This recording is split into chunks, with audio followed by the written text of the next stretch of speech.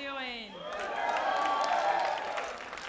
Well, I come here tonight representing the non-DC natives. So any other folks here not for DC? My go-go love story begins in the summer of 2002. I was a reporter for the Washington Post, and I covered youth culture for the style section.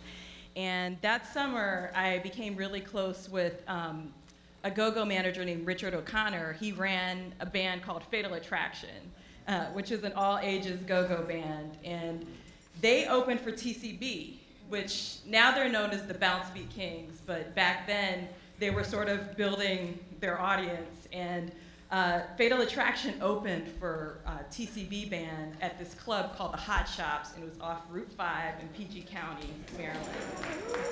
So back in the day, the Hot Shops was like a 50s style cafe, but that summer it was transformed into a go-go. So every Friday night they had the gig, and they opened for TCB, and that summer TCB had this huge hit called Beat Your Feet. So the song, you know, Bounce Beat was a little bit of a different, it's a little bit more aggressive and fast, and the song Beat Your Feet went like this. Beat your feet, bitch! Beat your feet! Beat your feet, bitch! Beat your feet! That was the song, that was a hit song, and it also had a dance that went along with it called the Beat Your Feet dance. Yeah. So if you were to ever show up at the Hot Shops on a Friday night during the summer of 2002, you might see kids, hundreds of kids, all lined up against, sort of squaring off against each other. And the basics, see, I see it going on over here. I see you, Holly Bass. The basic movement was like sort of like the shoulders were moving up and down, and then the feet were like slapping on the ground. And then, so that was like the basic movement. And then of course it's bounce beat, so it's really fast. And then on top of that, they were doing like all these, they were acting out all these really imaginative scenes. So, you know, 1 second somebody would just seem like they're dancing, and then all of a sudden they'd have a shank and they're shanking another person. Then the person turns around and then they've got a lash that they're whipping out. And, you know, then it's, you know, of course somebody can be fishing, and so they're casting out the fishing net, reeling the person in. The best dancers told a story through their bodies. They told jokes, they told stories. I saw kids, you know, to maybe insult the other person, they might call them a junkie, and so they're, you know, beating their feet and sort of acting like they're doing that. I saw them acting out old Pepsi commercials from the 80s, Michael Jackson.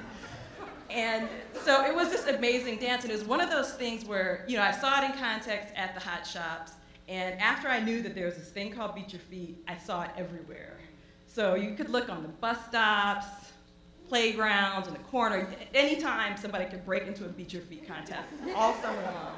So it was gonna be my first major piece for the style section that summer.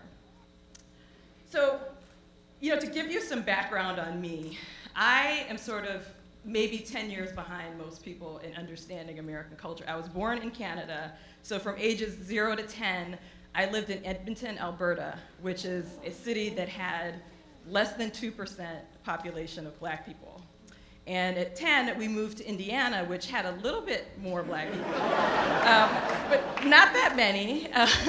But you know, hip hop was the big thing. And you know, for me, being awkward, being an immigrant, having to learn all this stuff, you know, it was kind of lucky because the hip hop dancing in Indiana anyway was pretty simple. The main thing was you had to have, it was the face. You know, it had to be sort of like you're in pain, and then, you know, maybe you might like sort of bop your head a little bit and maybe throw some shoulders in there, and you know, once you can lift your hand in the air, you know, you're pretty much doing it. It was more of a pose. It wasn't like a dance, it was just sort of a pose, lots of stylistic movements. And so I was able to catch on fine, hung out a lot at hip hop clubs, and you know, me and my girls, we had like a crew of 5 of us, and you just had to dance. So we even had a little, sort of a line dance that we made up, you know, which I could memorize, so that, you know, sort of could overcome the fact that I really didn't know what I'm doing. I'm not very coordinated.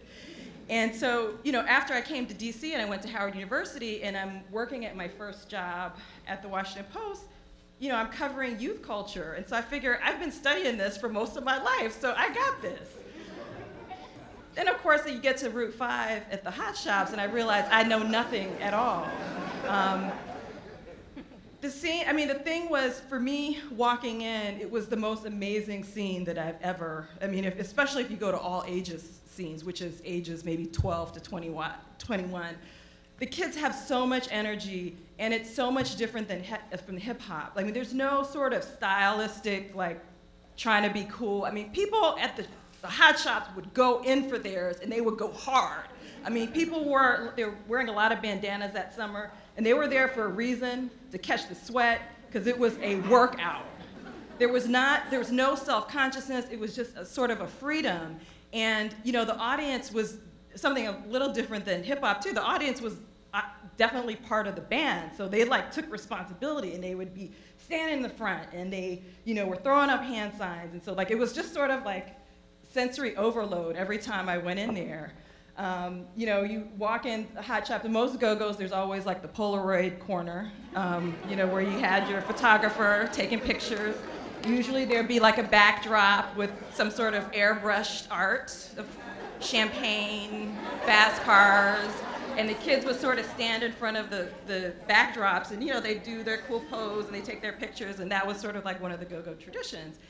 And the other thing that I saw was, you know, in addition to Beat Your Feet, the other big thing that was going on that summer in 2002 was that there was this big beef between two different neighborhoods in DC. And so there was a lot of violence that summer. And you could see that kind of coming in to the hot shops in the form of these RIP t-shirts. I would see kids, they would wear these t-shirts, they would have these pictures heat pressed onto their t-shirts with RIP Hot Rod, RIP Sean, RIP, and so they would be in there, and the spirits were in there dancing. And they would take, you know, as they would be vying for shout outs for themselves, they would also lift these t-shirts up to the band so that their friends who had departed could also get shout outs. And so it was, you know, it was something that was very new to me and very somber, but I was really very excited about writing about something that was much more happy and upbeat, which was this dance. So I went and I interviewed a dance historian. Of course, as soon as I described the dance to her, she's like, oh, that's a dance play. And it's actually one of the oldest West African dance traditions. And so it's something that pops up in many different forms, like breakdancing, beat your feet, you know, all over. Often there are these regional styles that pop up, and so great. So I go back to the club to go interview some kids. I really wanted to find out from them what they thought about the dance. I had heard that the person who created Beat Your Feet was this kid named Slush, but the rumor was that he had passed away, that he had been killed. And so, you know, in any case, I went to the club and I'm interviewing people, and some kids pointed me over in this corner. And there, you know, I'll never forget the kid that was standing there. It was this lanky kid, really skinny, and he wore these wraparound shades in the club. And when I started interviewing him, he said, yeah, well, you know, I made up this whole thing. I did this. And so I said, well, what's your name? And he said, Slush.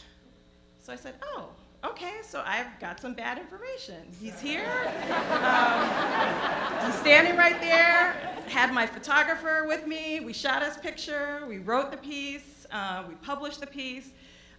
You know, and the day that it was published, I was doing sort of victory laps, and you know, in the newsroom, we were all sort of laughing about the fact that we couldn't publish the lyrics to the song. Beat your feet, bitch, beat your feet. Couldn't do that in a family newspaper. And so, you know, really happy about what I had learned and what I was able to share.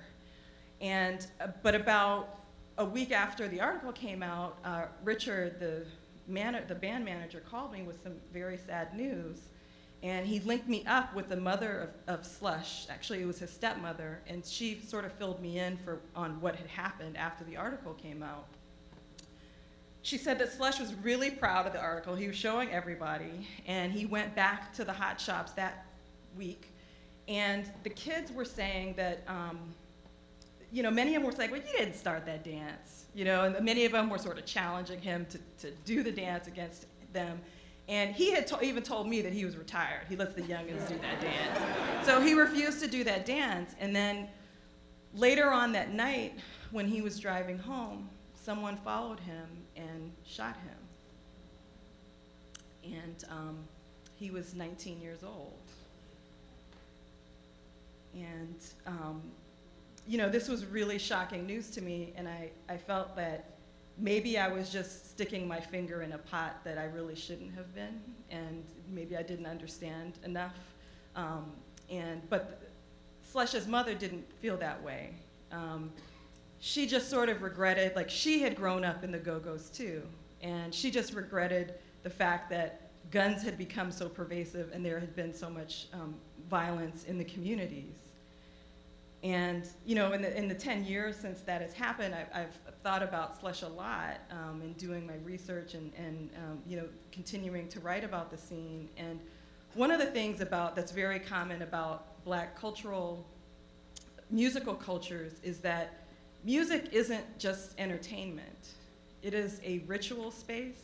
It is a healing space. It is a place. It is a medium, actually, between the living and the dead. They're all there. And you know, one of the celebrations, you know, many of the celebrations look at death not as an end, but as a way to be free from the pain of this world. And so in cultures like New Orleans, they have jazz funerals and second line parades, and in DC, it's the go-go. And that's exactly what happened the week after Slush was killed. Kids went right back to the hot shops, and they wore t-shirts with his picture heat pressed on them and the words R.I.P. Slush on them.